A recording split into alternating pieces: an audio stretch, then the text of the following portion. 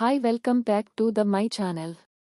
ಈ ವಿಡಿಯೋವನ್ನು ನೋಡುವ ಮುನ್ನ ನೀವು ಇನ್ನೂ ಕೂಡ ನಮ್ಮ ಚಾನೆಲ್ ಅನ್ನು ಸಬ್ಸ್ಕ್ರೈಬ್ ಆಗದಿದ್ದರೆ ಸಬ್ಸ್ಕ್ರೈಬ್ ಆಗಿ ಮತ್ತು ಈ ವಿಡಿಯೋಗೆ ಒಂದು ಲೈಕ್ ಮಾಡಿ. ಸ್ನೇಹಿತರೆ, ಗಂಡು ಮತ್ತು ಹೆಣ್ಣಿಗೆ ಲೈಂಗಿಕ ಬಯಕೆ ಸಾಮಾನ್ಯ, ಆದರೆ ನೀವು ಕೂಡ ನಿಮ್ಮ ಸಂಗಾತಿಯೊಂದಿಗೆ ಏಕಾಂತದಲ್ಲಿ ಇರುವಾಗ ಈ ರೀತಿಯಾಗಿ ಮಾಡುತ್ತೀರಾ? ಈ ವಿಡಿಯೋದಲ್ಲಿನ ಮಾಹಿತಿ ಕುತೂಹಲಕಾರಿಯಾಗಿದ್ದು, ಹೀಗಾಗಿ ಯಾರೂ ಕೂಡ ವಿಡಿಯೋವನ್ನು ಸ್ಕಿಪ್ ಮಾಡದೆ ಸಂಪೂರ್ಣವಾಗಿ ನೋಡಿ. ಸ್ನೇಹಿತರೆ, ಸರ್ವೇಸಾಮಾನ್ಯ ಹೆಂಗಸರು ಮತ್ತು ಗಂಡಸರು ಸಂಭೋಗದ ಸಮಯದಲ್ಲಿ ತಮ್ಮ ಕಾರ್ಯಕ್ಕೆ ಅನುಕೂಲ ಆಗಲೆಂದು ಶಿಶ್ನ ಮತ್ತು ಯೋನಿಯ ಭಾಗಕ್ಕೆ ಜೊಲ್ಲು ರಸ ಇಲ್ಲವೇ ತೆಂಗಿನ ಎಣ್ಣೆ ಸವರುತ್ತಾರೆ. ಮತ್ತೆ ಕೆಲವರು ಆಲಿವ್ ಎಣ್ಣೆ, ಅದರ ಬದಲು ಅಲೋವೆರಾ ಜೆಲ್ ಸವರುವುದು ಮಾಡುತ್ತಾರೆ. ನೀವು ಕೂಡ ಈ ರೀತಿ ಮಾಡುತ್ತೀರಾ? ಹಾಗಿದ್ರೆ ಹೀಗೆ ಮಾಡುವುದರಿಂದ ಏನಾದರೂ ಸಮಸ್ಯೆ ಆಗುತ್ತಾ ಅಂತ ನಿಮ್ಮಲ್ಲಿ ಪ್ರಶ್ನೆಗಳು ಬರುತ್ತಿದ್ದರೆ ಖಂಡಿತವಾಗಿ ಈ ವಿಡಿಯೋವನ್ನು ಸಂಪೂರ್ಣವಾಗಿ ತಪ್ಪದೆ ನೋಡಿ. ಸ್ನೇಹಿತರೆ, ಸಂಭೋಗದ ಸಮಯದಲ್ಲಿ ಏನನ್ನು ಹಚ್ಚಿಕೊಳ್ಳಬೇಕು, ಆದರೆ ಹೆಚ್ಚಿನವರು ಶಿಶ್ನಕ್ಕೆ ಯಾಕೆ ಜೊಲ್ಲು ರಸ ಸವರಿ ಸಂಭೋಗ ಮಾಡುತ್ತಾರೆ? ಈ ರೀತಿ ಯಾಕೆ ಮಾಡುತ್ತಾರೆ ಅಂದ್ರೆ, ಸಂಭೋಗ ಮಾಡುವಾಗ ಲೂಬ್ರಿಕೇಶನ್ ಅನ್ನುವುದು ಬಹಳ ಮುಖ್ಯ. ಯಾಕೆಂದರೆ ಹೆಚ್ಚಿನ ಗಂಡಸರು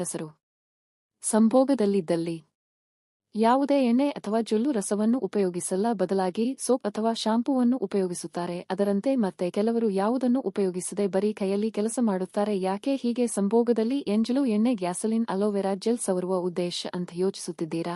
ಇವುಗಳನ್ನು ಬಳಸುವ ಉದ್ದೇಶ ಶಿಶ್ನ ಸಲೀಸಾಗಿ ಯೋನಿಯೊಳಗೆ ಹೋಗಲು. ಅದೇ ಹಿಂದಿನ ಕಾಲದಲ್ಲಿ ಈಗಿನ ತರಹ ಬೇರೆ ಬೇರೆ ಲೋಷನ್ಗಳು ಇರಲಿಲ್ಲ, ಹೀಗಾಗಿ ಆ ಸಮಯದಲ್ಲಿ ಎಣ್ಣೆಯನ್ನು ಉಪಯೋಗಿಸುತ್ತಿದ್ದರು. ಆದರೆ ಅದರ ಗುಣಮಟ್ಟದ ಬಗ್ಗೆ ಯಾರೂ ತಲೆ ಕೆಡಿಸಿಕೊಳ್ಳುತ್ತಿರಲಿಲ್ಲ. ಸಾಮಾನ್ಯವಾಗಿ ಎಣ್ಣೆಯನ್ನು ಶಿಶ್ನಕ್ಕೆ ಹಚ್ಚಿ ಕೆಲಸ ಮಾಡುತ್ತಿದ್ದರು. ಇದರಿಂದ ಸೋಂಕು ಬರುವ ಸಾಧ್ಯತೆ ಹೆಚ್ಚು ಅಂತ ತಜ್ಞರು ಹೇಳುತ್ತಾರೆ. ಸ್ನೇಹಿತರೆ, ನಿಮಗೆ ಗೊತ್ತಾ, ಸಂಭೋಗ ಮಾಡುವಾಗ ಹೆಚ್ಚಾಗಿ ಜನರು ಏನನ್ನು ಉಪಯೋಗಿಸುತ್ತಾರೆ ಅಂತ? ಸಾಮಾನ್ಯವಾಗಿ ಜನರು ಅಂದುಕೊಳ್ಳುವುದು ವ್ಯಾಸಲಿನ್ ಉಪಯೋಗಿಸುವುದರಿಂದ ತುರಿಕೆ ಬರಲ್ಲ, ಚರ್ಮದಲ್ಲಿ ಬಿರುಕು ಬೀಳಲ್ಲ, ಘರ್ಷಣೆ ಉಂಟಾಗಲ್ಲ ಅಂತ ಇದನ್ನು ಉಪಯೋಗಿಸುತ್ತಾರೆ. ಆದರೆ ವ್ಯಾಸಲಿನ್ ಸಂಭೋಗದಲ್ಲಿ ಉಪಯೋಗಿಸುವುದು ತಪ್ಪು ಅಂತ ತಜ್ಞರ ಅಭಿಪ್ರಾಯ ಆಗಿದೆ.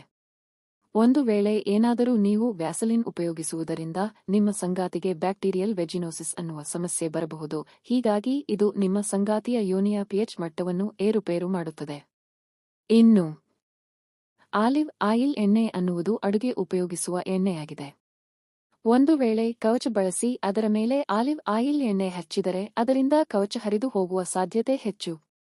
ಇದರಿಂದ ಗರ್ಭಧಾರಣೆಯಾಗಬಹುದು. ಸ್ನೇಹಿತರೆ, ಆಲಿವ್ ಆಯಿಲ್ ಎಣ್ಣೆ ಹಚ್ಚಿ ಸಂಭೋಗ ಮಾಡಿದರೆ ಆಮೇಲೆ ನಿಮಗೆ ಅಸಹ್ಯ ಅನಿಸಬಹುದು, ಮನಸ್ಸಿನಲ್ಲಿ ಕಸಿವಿಸಿ ಅನಿಸಬಹುದು. ಯಾಕೆಂದರೆ ಆಲಿವೆಣ್ಣೆಯ ರುಚಿ ಅಷ್ಟೊಂದು ಚೆನ್ನಾಗಿರಲ್ಲ, ಆದ್ದರಿಂದ ಇದರ ಉಪಯೋಗ ಅಷ್ಟು ಉತ್ತಮ ಅಲ್ಲ ಅಂತ ಅಧ್ಯಯನ ತಿಳಿಸುತ್ತದೆ. ಹಾಗೆ ಸಂಭೋಗಕ್ಕೆ ತೆಂಗಿನ ಎಣ್ಣೆ ಒಂದು ಉತ್ತಮ ಆಯ್ಕೆಯಾಗಿದ್ದರೂ ಸಹ ಒಂದು ವೇಳೆ ನೀವು ಕವಚ ಹಾಕಿ ಸಂಭೋಗ ಮಾಡುತ್ತಿದ್ದರೆ ಕವಚ ಹರಿದು ಹಾಕುವ ಸಾಧ್ಯತೆ ಹೆಚ್ಚು. ಇದು ಕೂಡ ಗರ್ಭಧಾರಣೆಗೆ ಕಾರಣ ಆಗಬಹುದು, ಅಲ್ಲದೆ ಅನೇಕ ಸಮಸ್ಯೆಗಳನ್ನು ತರಬಹುದು. ಸ್ನೇಹಿತರೆ, ಹೆಚ್ಚು ಜನರು ಜೊಲ್ಲು ರಸ ಸಾಮಾನ್ಯವಾಗಿ ಉಪಯೋಗ ಮಾಡುತ್ತಾರೆ. ನಿಮಗೆ ಗೊತ್ತಾ, ಜೊಲ್ಲು ರಸ ದೇಹದಲ್ಲಾದ ಸಣ್ಣ ಪುಟ್ಟ ಗಾಯಗಳನ್ನು ಕಡಿಮೆ ಮಾಡುತ್ತೆ. ಹೀಗೆ ಮಾಡುವುದರಿಂದ ತಾತ್ಕಾಲಿಕ ರಿಲೀಫ್ ಸಿಗುತ್ತೆ. ಆದರೆ ಇಂತಹ ಜೊಲ್ಲು ರಸವನ್ನು ಯೋನಿಯ ಭಾಗಕ್ಕೆ ಹಚ್ಚಿದರೆ ಯೋನಿಯ ಭಾಗದಲ್ಲಿ ಸೋಂಕು ಬರುವ ಸಾಧ್ಯತೆ ಹೆಚ್ಚು. ಯಾಕೆಂದರೆ ಬಾಯಲ್ಲಿರುವ ಕೆಟ್ಟ ಬ್ಯಾಕ್ಟೀರಿಯಾಗಳು ನಿಮ್ಮ ಸಂಗಾತಿಯ ಯೋನಿಯನ್ನು ಸೇರಬಹುದು. ಹೀಗಾಗಿ ಜೊಲ್ಲು ರಸ ಬಳಕೆ ಅಷ್ಟು ಉತ್ತಮವಲ್ಲ.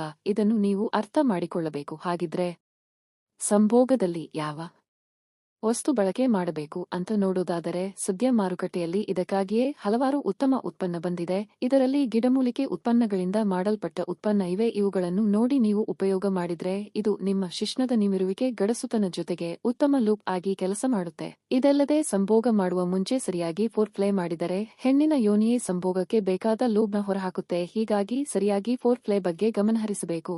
ಇದರಿಂದ ಲೋಷನ್ ಹಚ್ಚಿಕೊಳ್ಳುವ ಅವಶ್ಯಕತೆ ಇರುವುದಿಲ್ಲ. ಈ ರೀತಿ ಮಾಡಿದರೂ ಸಂಗಾತಿಯ ಯೋನಿ ಡ್ರೈ ಆಗಿದ್ದರೆ ವೈದ್ಯರ ಸಲಹೆ ಪಡೆಯಿರಿ. ಅದರ ಬದಲಾಗಿ ರಾಸಾಯನಿಕ ಲೋಷನ್ ಹಚ್ಚಬೇಡಿ. ಸ್ನೇಹಿತರೆ, ನೋಡಿದ್ರಲ್ಲ, ಇದೇ ತರಹದ ಮಾಹಿತಿಗಾಗಿ ನಮ್ಮ ಚಾನೆಲ್ ಸಬ್ಸ್ಕ್ರೈಬ್ ಮಾಡಿಕೊಳ್ಳಿ. ಈ ಮಾಹಿತಿ ಇಷ್ಟವಾದಲ್ಲಿ ವಿಡಿಯೋಗೆ ಲೈಕ್ ಮಾಡಿ, ಶೇರ್ ಮಾಡಿ. ನಮಸ್ಕಾರ.